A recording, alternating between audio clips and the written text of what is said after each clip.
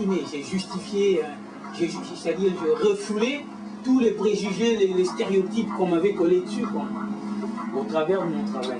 Donc ça, c'est le début de la démarche du dialogue avec le plastique.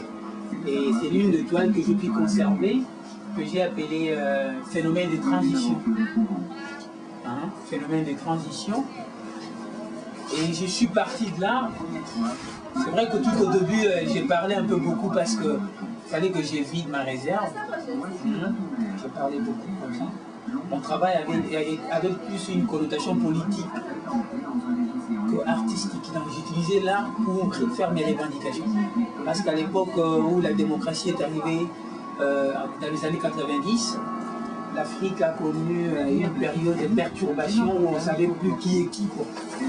Les chefs d'État étaient des démissionnaires, tous en débandade, en train d'abandonner et les anciens régimes et tout. Et on était sans repère. Soit on a envie d'aller vivre loin de chez soi parce qu'on ne sait pas, on ne sait plus à qui se fier. Soit on crée son propre univers en devenant un rebelle ou je ne sais pas qui. Parce que c'est tout le monde qui voulait devenir rebelle à l'époque où le monopartisme est tombé et que le multi remplacé. Mais moi, j'ai jugé bon de faire l'aventure et j'ai essayé l'aventure, ça n'a pas marché.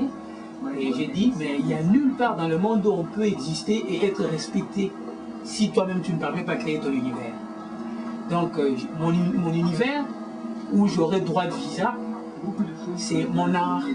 C'est dans mon art que je peux parler puis on m'écoute. Et il faut que j'utilise des éléments qui attirent l'attention des gens sur ce que j'ai fait pour qu'ils viennent dans mon univers. Et là, dans mon univers, je dirai tout ce que je pense. Et je crois qu'on m'écouterait. C'est là où j'ai commencé avec une première exposition sur les phénomènes des transitions, c'est-à-dire les mènes, le feu, les noms de la transition post-démocratique. Et la vague de ces connotations politiques passées, j'ai frappé un second coup à Douala. Là, c'était l'image de ma première expo à Douala, que j'ai appelé réaction de la matière. Parce qu'après cette approche politique, je voulais descendre un peu sur l'aspect technique de la démarche. Et là, j'ai travaillé sur la réaction de la matière qui consistait à enflammer la toile. Parce que là, les dialogues avec le plastique évoluent. Je ne brûle plus le combustible là, qui était toxique pour ma santé.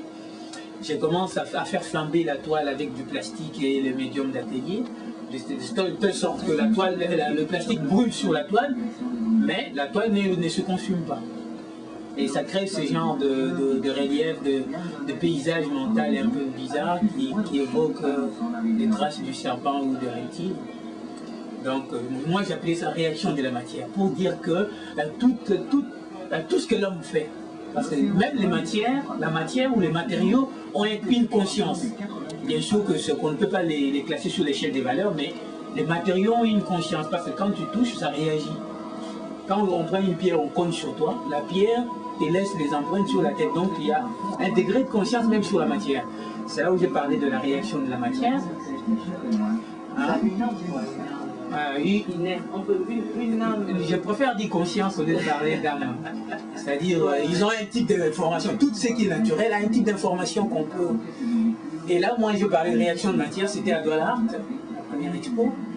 Et après, je suis parti de là. Et c'est à ce niveau-ci, sur la réaction de la matière, que je commence à m'imprégner petit à petit des enjeux de l'art contemporain. Parce que là je m'imprégnais des idées de l'art contemporain sans en avoir vraiment l'orientation. Mais à partir de cette expo sur la réaction de la matière, je commence à m'imprégner de réalité de l'art contemporain. Questions thématiques, gestion politique, vision de la société.